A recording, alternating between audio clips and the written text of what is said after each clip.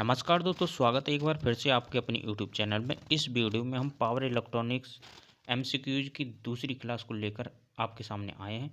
इस वीडियो में हम हीट सिंक मटेरियल किसका यूज किया जाता है, हीट सिंक से थायरिस्टर को कौन सी कंडीशन से प्रोटेक्ट करता है, साथ ही साथ स्नेवर सर्किट क्या होता है, किसके द्वारा बनाया गया जाता है, थायरिस्टर की थर्मल कंडीशन को कौन प्रोटेक्ट करता है, DI/dt प्रोटेक्शन कौन प्रोवाइड करता है और DV/dt प्रोटेक्शन कौन प्रोवाइड करता है। इन सभी क्वेश्चनों के बारे में अच्छे से डिस्कस करेंगे। इस वीडियो के बाद में आपका थायरिस्टर के प्रोटेक्शन से क्वेश्चन सभी के सभी करेक्ट जाने वाले हैं। वीडियो के लास्ट में मैं आपसे एक क्वेश्चन पूछूंगा जिसका आंसर आपको कमेंट बॉक्स में कमेंट करके बताना है, तो वीडियो को लास्ट तक देखिएगा। वीडियो को लाइक और शेयर करने के साथ साथ चैनल पे यदि नए हो तो चैनल को सब्सक्राइब करके ज़रूर जाइएगा, क्योंकि हम इसी प्रकार की कंटेंट आपका लाते रहते हैं। तो चलिए हम यहाँ पर देखते हैं। पहला क्वेश्चन आपका है, how can we protect SCR from thermal condition. Question कह रहा है SCR को थर्मल कंडीशन से प्रोटेक्ट करने के लिए हम किसका यूज करेंगे। पहला ऑप्शन है use of snubber circuit, B option है यूजिंग हीट सिंक और सी ऑप्शन है using circuit breaker and fuses और डी ऑप्शन है यूजिंग इक्वलाइजिंग सर्किट। देखो यहाँ पर SCR को थर्मल कंडीशन से प्रोटेक्ट करने के लिए हम हीट सिंक का यूज करते हैं। अब बात आ गई, हीट सिंक किसकी बनी हुई होती है, एल्यूमिनियम की बनी हुई होती है। ठीक है, दो क्वेश्चन मिले आपको। थर्मल कंडीशन से कौन प्रोटेक्ट करता है, हीट सिंक, और हीट सिंक किसकी बनी हुई होती है, एल्यूमिनियम की। अब इसका एक्सप्लेनेशन आप देख सकते हैं। Excess amount of heat can be dissipated quickly by mounting the SCR on a heat sink. देखो, जितनी भी SCR पर जो बढ़ी हुई हीट का अमाउंट होता है उसको हम क्विकली किससे डेसिपेट कर सकते हैं, हीट सिंक से डेसिपेटेड कर सकते हैं। चलिए दोस्तों, अब हम चलते हैं इसके दूसरे क्वेश्चन की तरफ। क्वेश्चन दूसरा है, which of the following is used in heat sink. इन्होंने कहा किसका यूज हम हीट सिंक की तरह करते हैं। तो पहला ऑप्शन आयरन, एल्यूमिनियम, कार्बन और सिल्वर। मैंने आपको अभी बताया था कि हीट सिंक किससे प्रोटेक्ट कर रही थी, थर्मल कंडीशन से, और इसमें किसका यूज करते हैं हम, एल्यूमिनियम का यूज करते हैं। तो आपका बी ऑप्शन राइट आंसर हो जाएगा। दोस्तों क्वेश्चन बहुत ही अच्छे हैं, तो वीडियो को लास्ट तक जरूर देखिएगा। आपको SCR की प्रोटेक्शन से रिलेटेड सभी क्वेश्चन यहाँ पर मैंने आपसे के साथ में डिस्कस किए हैं। अब हम चलते हैं इसके एक्सप्लेनेशन की तरफ। Aluminium is good conductor of heat. ध्यान रखेंगे, एल्यूमिनियम को हम हीट सिंक के लिए क्यों यूज करते हैं, क्योंकि क्या ये गुड कंडक्टर है हीट का। Silver is the best conductor of heat, but it is not use due to its high cost. ध्यान रखेंगे, एग्जामिनर पूछ सकता है एल्यूमिनियम को क्यों यूज करते हैं, क्योंकि ये गुड कंडक्टर है हीट का। सिल्वर को क्यों यूज नहीं करते हैं, क्योंकि देखो ये बेस्ट कंडक्टर तो है लेकिन इसको यूज नहीं करते हैं, इसकी हाई कॉस्ट की वजह से इसको यूज नहीं कर सकते हैं। तो चलिए दोस्तों, अब हम चलते हैं क्वेश्चन नंबर तीसरे की तरफ। क्वेश्चन नंबर थर्ड है हमारा, material used in heat sink should have. अभी तक हमने आपको बताया था हीट सिंक किससे कर रहा था, थर्मल कंडीशन से प्रोटेक्ट कर रहा था। किसकी बनी हुई होती है हीट सिंक, एल्यूमिनियम की बनी हुई होती है। दो क्वेश्चन।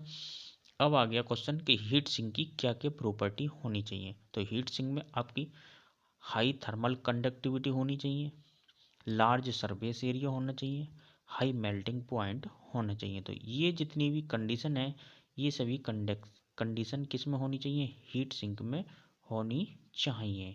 तो आप ध्यान में रखेंगे, हीट सिंक एल्यूमिनियम की बननी होती है, थर्मल कंडीशन से प्रोटेक्ट करती है। क्या क्या प्रॉपर्टी होनी चाहिए, high thermal conductivity, large surface area और हाई मेल्टिंग पॉइंट। ये सभी प्रॉपर्टी आपकी हीट सिंक में होनी चाहिए। A heat sink material should have all these characteristic to radiate heat efficiently and quickly। जितनी भी ये जो प्रॉपर्टी हैं एक हीट सिंक में होनी चाहिए। क्यों, क्योंकि जो है हीट को एफिशिएंटली और क्विकली रेडिएट करने के लिए। तो दोस्तों अब चलते हैं हम अपने चौथे क्वेश्चन की तरफ। देखो क्वेश्चन बहुत ही मोस्ट इम्पोर्टेंट है, वीडियो को लास्ट तक जरूर देखिएगा क्योंकि बहुत ही मोस्ट इम्पोर्टेंट वीडियो होने वाली है आने वाले ये एग्जाम के लिए।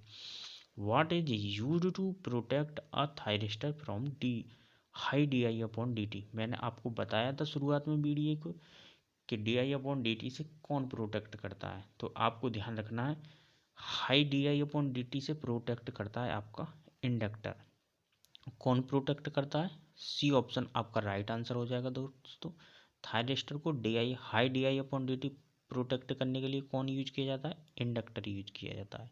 Inductor does not allow sudden change in current through it, यानी कि अपने अंदर से वो करंट में सडन चेंज को अलाउ नहीं करता इंडक्टर। तो high D I upon D T से कौन प्रोटेक्ट करता है, इंडक्टर। तो जो दोस्तों अब हम चलते हैं क्वेश्चन नंबर 5 की तरफ।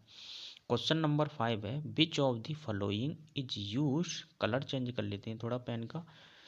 विच of the following is use in S C R to protect from D V upon D T. देखो अभी तक हम पढ़े थे D I upon D T से कौन प्रोटेक्ट कर रहा था, ठीक है, कौन प्रोटेक्ट कर रहा था, इंडक्टर। लेकिन जब D V upon D T की प्रोटेक्शन की बात आ जाएगी तो कौन सा प्रोटेक्ट कर रहा है, तो पहला option inverter circuit, B option fuse और सी ऑप्शन इक्वलाइजिंग सर्किट और डी ऑप्शन सर्किट ब्रेकर। तो high D V upon D T से प्रोटेक्ट करने के लिए एस सी आर को हम इन्वर्टर सर्किट का यूज करते हैं। तो दोस्तों ए आंसर आपका करेक्ट हो जाएगा। अब ये इन्वर्टर सर्किट किससे बनता है, एक कैपेसिटर और इसके सीरीज में एक रेजिस्टर, इसको मिला करके क्या बनता है, ये इन्वर्टर सर्किट हो गया। अब इस पूरे कॉम्बिनेशन को हम क्या करते हैं, एस सी आर के पैरेलल में लगा देते हैं। तो आपको ध्यान में रखना है एक कैपेसिटर और एक रेजिस्टर से मिलकर बनता है हमारा इन्वर्टर सर्किट। ये क्या कहलाएगा, इन्वर्टर सर्किट कहलाएगा। और ये किस में यूज किया जाता है, D V by D T के अगेंस्ट प्रोटेक्शन के लिए यूज किया जाता है, एस सी आर की प्रोटेक्शन के लिए। तो ध्यान रखना है ए ऑप्शन आपका राइट आंसर हो जाएगा दोस्तों। High D V upon D T के अगेंस्ट प्रोटेक्शन के लिए एस सी आर के साथ में किसको यूज करते हैं, इन्वर्टर सर्किट को। पढ़ लेते हैं capacitor in series with resistor is called inverter circuit. तो मैंने आपको शुरुआत में बताया था इन्वर्टर सर्किट किससे मिलकर बना होता है, तो यहाँ पर इसका आंसर मिल गया आपको, कैपेसिटर सीरीज विद रजिस्टर, इसके साथ में रजिस्टर के साथ में कैपेसिटर को सीरीज में जोड़ने से इन्वर्टर सर्किट बनता है। इन्वर्टर सर्किट किसके अगेंस्ट प्रोटेक्शन देता है, D V upon D T के। अब ध्यान रखेंगे does not allow sudden change in D V upon D D. तो आई होप आपको ये क्वेश्चन क्लियर हो गया होगा। छठा क्वेश्चन है हमारा, क्वेश्चन नंबर 6 है what happen due to high D V upon D T. अभी हमने बताया था high D V upon D I upon D T से कौन प्रोटेक्ट कर रहा था, इंडक्टर, ठीक है, और D V upon D T के अगेंस्ट प्रोटेक्शन दे रहा था इन्वर्टर सर्किट। अब इसने ये कहा है क्वेश्चन में कि मान लीजिए हमारा high D I upon D T हो जाए तो इससे क्या क्या होगा, इससे क्या होगा, इससे जो हो जाएगा लोकल हॉट स्पॉट बन जाएंगे। बी ऑप्शन आपका राइट आंसर हो जाएगा दोस्तों कि जब कभी भी high D I upon D T S C R में हो जाए तो इसके कारण लोकल हॉट स्पॉट हो जाएंगे। तो इसके अगेंस्ट प्रोटेक्शन के लिए हम क्या यूज करते हैं, इंडक्टर को हम सीरीज में यूज करते हैं, एस सी आर के सीरीज में। ध्यान रखेंगे इंडक्टर यूज करते हैं high D I upon D T protection provide करने के लिए। High D I upon D T causes localised heat generation. तो आपसे क्वेश्चन पूछ सकता है एग्जामिनर, लोकलाइज हीट जनरेटर का कॉजेस क्या है, high D I upon D T. दोस्तों यदि आप इलेक्ट्रिकल परीक्षा यूट्यूब चैनल पर नए हो तो चैनल को सब्सक्राइब करके जरूर जाइएगा, चैनल को सपोर्ट ज़रूर करिएगा, क्योंकि चैनल को यदि आप सपोर्ट करेंगे तभी हमारे अंदर एनर्जी ऊर्जा आपको पढ़ाने की प्राप्त हो पाएगी। तो इसी प्रकार आप अपना सपोर्ट बनाए रखिए। तो चलिए अब हम चलते हैं क्वेश्चन नंबर 7 की तरफ। क्वेश्चन नंबर 7 आपकी स्क्रीन पर है। इसमें कहा गया है what may happen high D V upon D T. अभी हमने देखा था high D I upon D T से क्या हो रहा था, लोकलाइज्ड हॉट स्पॉट हो रहे थे। अब high DV upon D T से क्या होगा, इससे क्या होगा, ऑप्शन पढ़ लेते हैं। पहला ऑप्शन है unwanted turn on break down of junction J2 both A and B. तो आपका जो होगा यहाँ पर high DV upon D T will break down junction J2 and triggered SCR। SCR क्या हो जाएगा यहाँ पर, टिगर्ड आपका हो जाएगा। तो आपका सी आंसर यहाँ पर हो जाएगा करेक्ट। क्या हो जाएगा, unwanted turn on break down of junction J2। तो आप चलते हैं हम अपने नेक्स्ट क्वेश्चन की तरफ। अगला क्वेश्चन है हमारा, why thyristor is used in snubber circuit. इन्होंने कहा, सॉरी यहाँ पर बोल रहा, why resistor is use in snubber circuit. Snubber circuit में हम रजिस्टर किस लिए यूज करते हैं, रजिस्टर यूज करते हैं हम।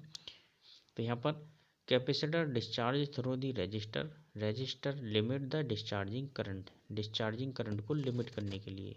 किसके लिए यूज करते हैं, डिस्चार्जिंग करंट को लिमिट करने के लिए।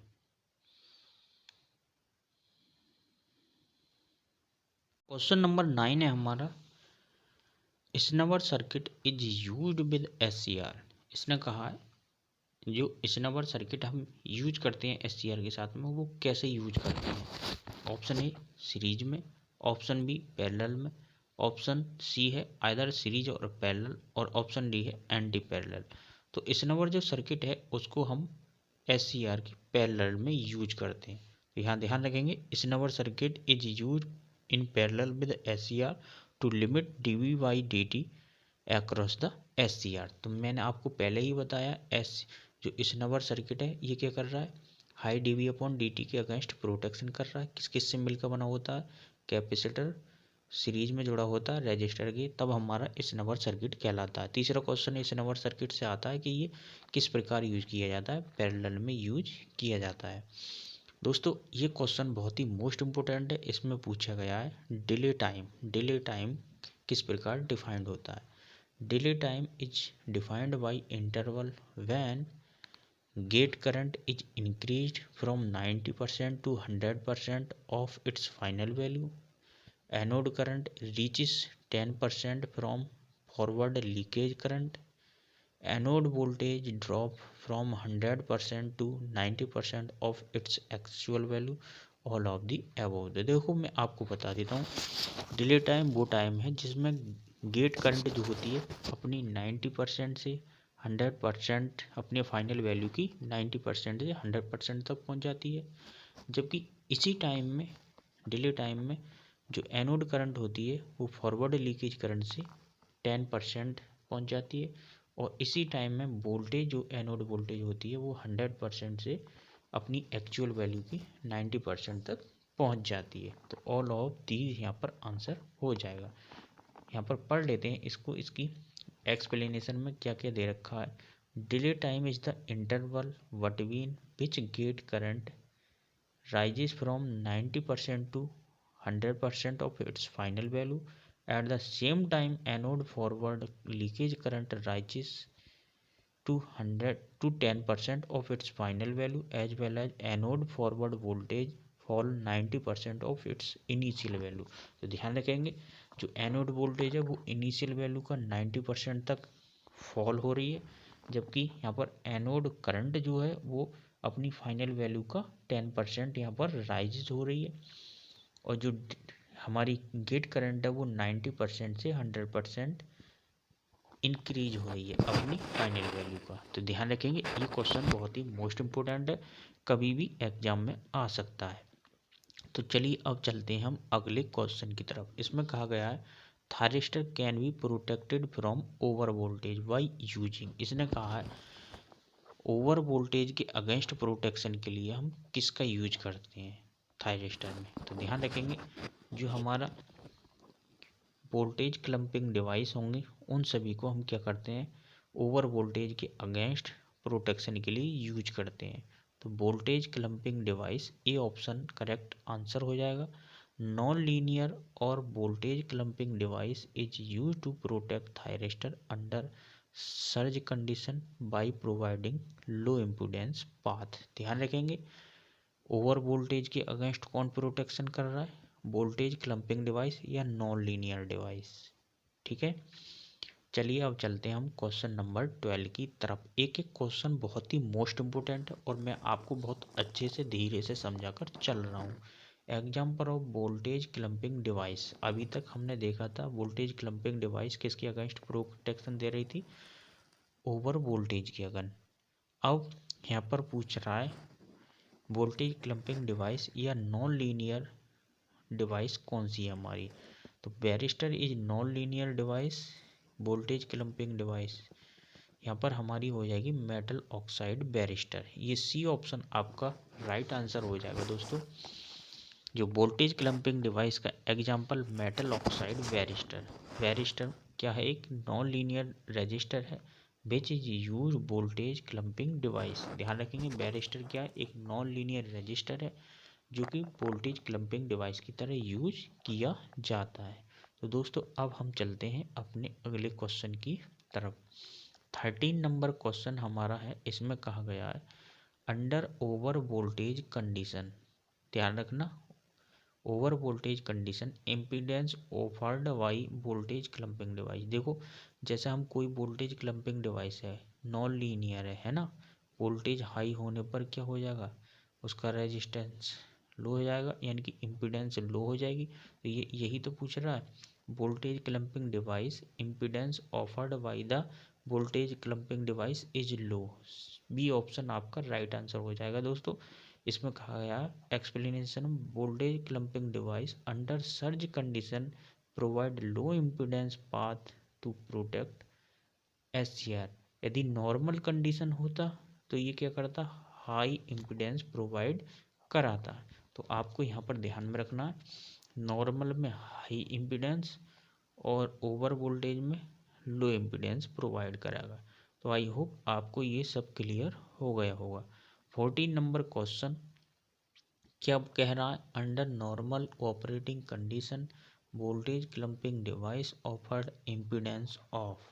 इन्होंने कहा नॉर्मल ऑपरेटिंग कंडीशन में जो वोल्टेज क्लम्पिंग डिवाइस है वो क्या ऑफर कर रही है। मैंने आपको अभी बताया था कि नॉर्मल ऑपरेटिंग कंडीशन में हाई इम्पीडेंस प्रोवाइड करेगा और ओवर वोल्टेज कंडीशन में क्या प्रोवाइड करेगा, लो इम्पीडेंस। तो यहाँ पर क्या बोला गया, नॉर्मल ऑपरेटिंग कंडीशन में। तो नॉर्मल ऑपरेटिंग कंडीशन में हाई वैल्यू की इम्पीडेंस प्रोवाइड कराएगा। Under normal condition voltage clamping device offer high impedance and act as if it is not present in the circuit. आपको ध्यान में रखना है। तो चलिए दोस्तों अब हम चलते हैं अपने 15 नंबर क्वेश्चन की तरफ।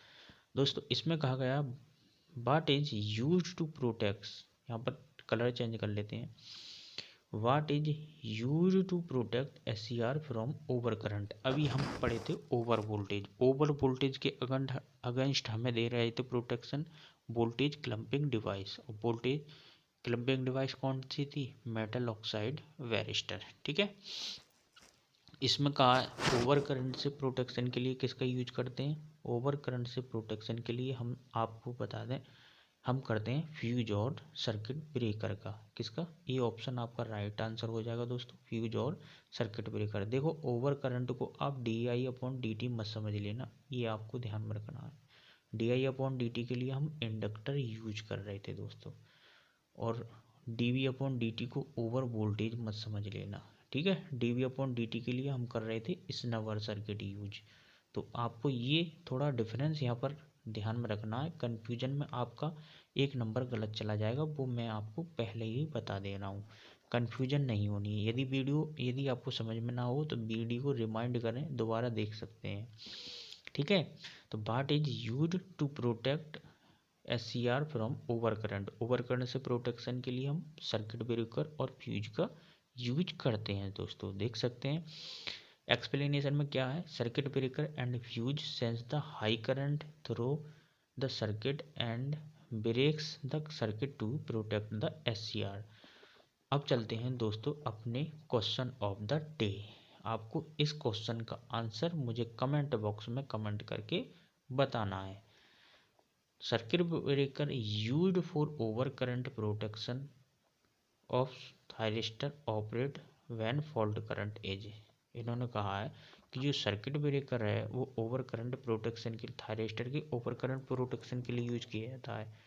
व्हेन फॉल्ट करंट इज, पहला option of long period, B option है short period, C option both A and B and neither A and B. तो इसका आंसर आपको कमेंट बॉक्स में आपको कमेंट करके बताना है मुझे इसका आंसर क्या होगा।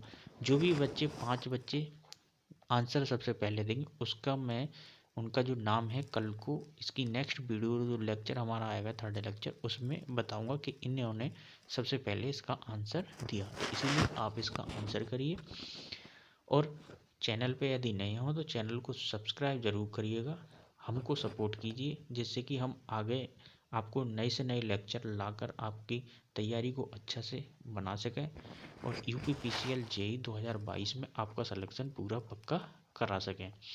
आपको PLC SCADA माइक्रो कंट्रोलर की मैंने अलग से प्लेलिस्ट बना रखी है, यदि आपने वो वीडियो नहीं देखी हो तो वो वीडियो जाकर के ज़रूर देखिएगा। और यदि आपकी पढ़ाई ख़राब चल रही हो तो इस पर लेकर मैंने UPPCL 173 वैकेंसी स्ट्रेटजी को लेकर के एक वीडियो बनाई है, बहुत ही अच्छी वीडियो है, आप उसको जाकर के वॉच करें।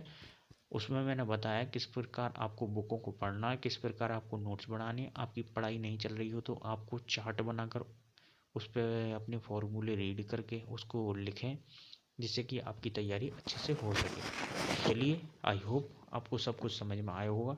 इस वीडियो को PDF में टेलीग्राम ग्रुप में शेयर कर दूंगा, आप वहाँ से जो है इसको डाउनलोड कर लें। तो चलिए मिलते हैं अपनी नेक्स्ट वीडियो में, तब तक के लिए जय हिंद, नमस्कार, आपका दिन शुभ हो।